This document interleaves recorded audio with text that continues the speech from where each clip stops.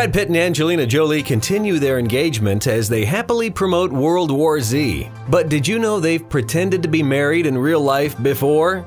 Apparently, Brad Pitt and Angelina Jolie secretly checked into a hotel as a married couple while promoting their movie, Mr. and Mrs. Smith, in 2005. We know they're a loving family now, but at that time, Brad was still married to Jennifer Aniston. And although he played a married man in his movie, we don't think he was supposed to still act his role after the director said cut. Angelina's former stunt double reportedly released these details in a phone hacking lawsuit against The Sun and News of the World, which apparently states that the couple's relationship was secret to everyone except their bodyguards and personal assistants.